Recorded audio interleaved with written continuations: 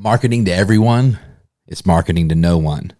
Growth-focused businesses market to an audience of one. Let's go. I don't know what comes next, but I couldn't care less. I refuse to feel stressed. There's no fear in my chest. Hit a move with my steps. Walk away from the pain I've been through. This feeling I'm feeling is brand new. This is the moment I break through. Welcome to 10-Minute Masterclass. I'm your host and lead MC, Trey Sheneman. And on 10-Minute Masterclass, our goal is always to teach you timeless business principles that can be applied to today's business problems. Doesn't matter when I was inside of the various startups that I've worked for or helping build one of the 9-figure brands that I worked inside of, growth was always connected to solving problems in one of the four core areas of growth, the four core drivers of growth: marketing, sales, operations, and leadership.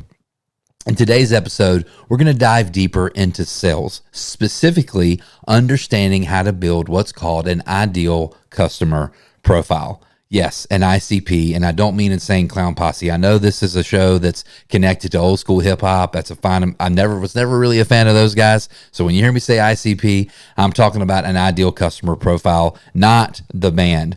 Why do ICPs matter? Well, I remember consulting with a brand that thought they had 7 personas.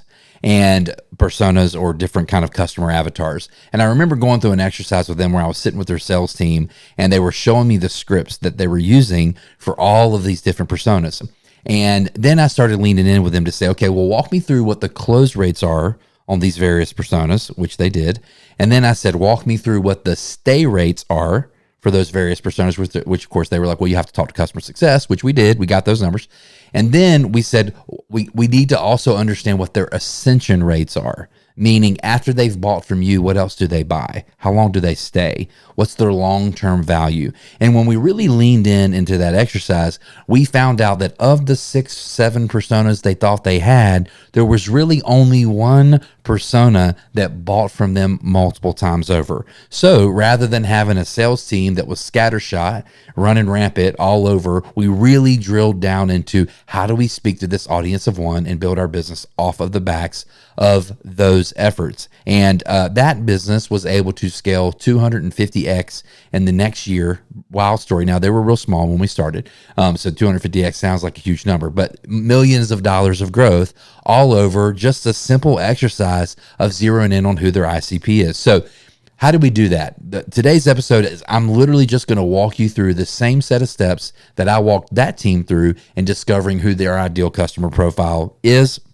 And my goal is that, you're a busy business owner, right? So I want to be able to cut to the chase for you and tell you the steps to take. So hopefully as soon as you listen to this episode, you can sit with your team, you can refine some of your scripts, really figure out who your audience of one is, and actually start to sell to them both with your selling function, and hopefully you'll go upstream inside of that marketing function as well with the leads that you're creating and apply this to the marketing side of your business too. But the goal here should be an immediate lift in the ROI of your current efforts.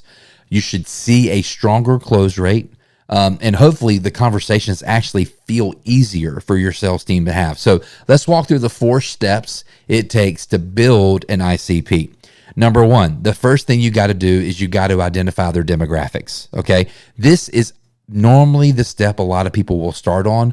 The problem with this is also the step that a lot of people stop on. So they understand that if I'm going to be targeting a specific person, I got to know things like how old are they, how much money do they make, where might they live. If it's a B2B context, you might also know like what industry they work in, their job title, their tenure at their company, so on and so forth. People are able to form that up, and they think that's enough. And to me, that is literally like the foundation level of the pyramid that we're trying to build here up, that's going to ultimately point us to our core ICP. So step 1 is baseline. You got to lay out the demographics about who this person is. Step number 2 is you got to understand the psychographics of who this person is. So demographics oftentimes describe things that are pretty fixed.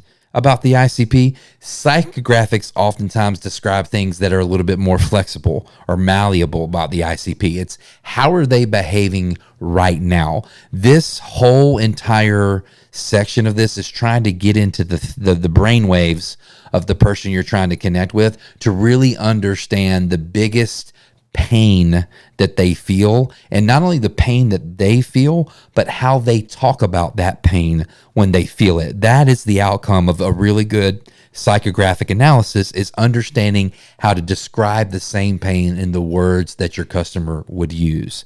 So once you kind of know more about who they are, you understand the words that they use, the pain that they experience, how they talk about it, then the next step is triggers. Pain can live under the waterline in a customer's life for a long time, but many buying decisions are emotional, and normally emotions are connected to a trigger. And so the third step is when people are kind of moving through in marketing, we sort of walk through what's called levels of awareness. That's for another talk, another day. But one of the bottom levels of awareness is people that are solution seeking, meaning they had pain, they got triggered, and they really want somebody to stop it. So I would say one of the greatest exercises you can do is to interview your customers, your most recent customers, and ask them the question of what was the trigger or the significant event that happened in their life that caused them to go looking for you. And if you can identify and generalize or genericize what that triggering event is, you can build a roadmap where your sales team, your outbound team, is looking to try and find people that are having similar events. Your marketing team is looking to help create leads with people that are having similar events, which is going to help your sales process just go a lot smoother. And the second question you want to ask them after the triggering event is what their decision-making process was that they went through. Were they working on did they research multiple providers? Were they more of a one and done type? Was it a spirit of pain in the moment that forced their hand? So again, understanding their triggers and their journey to finding you is a huge part of knowing who your ideal customer is. And then the last part of this is once you've done those 3 steps, you should build an actual profile off that information. And then you should really work to test against that newfound ICP in an iterative manner. Finding your ICP is never a one and done exercise. People change, markets change, so on and so forth. But updating that core kind of profile on your ICP should be something that you and your team do with pretty much a high level of regularity to make sure that you're continuing to refine that language down to the point where many of the brands that I coach right now, their ICP has a name. They've given it.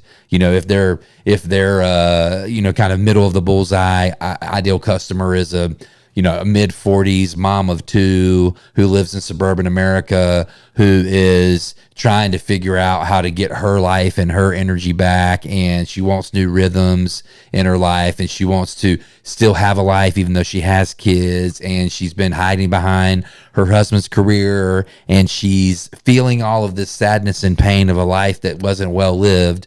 Then you probably want to give her a name like Samantha. I'm making that up. But, Samantha should have a face and a name and a story. And Samantha should come up in your team meetings. She should be who you're writing to, who you're selling to. And that sounds a lot like a client we worked with on their ICP last year. And that's ultimately where they landed. So make sure you're working through these functions and ultimately landing on, again, the middle of the concentric circles of a bullseye, who that target customer is that you can serve. You can serve them today. You can serve them tomorrow. Because the cool thing about when you really nail your ICP is they will become your biggest advocates, and they will help you turn what is typically a very funnel business, a very transactional business, into a relational business, more like a flywheel, where they will go out and tell other people about you. And that's when you really have unlocked the growth that finding an ICP can bring. I hope you got a lot out of this episode. I hope you will apply these steps and identify who your ideal customer profile is immediately with your team. Until we see you next time, I'll catch you on the flip side of 10-Minute Masterclass.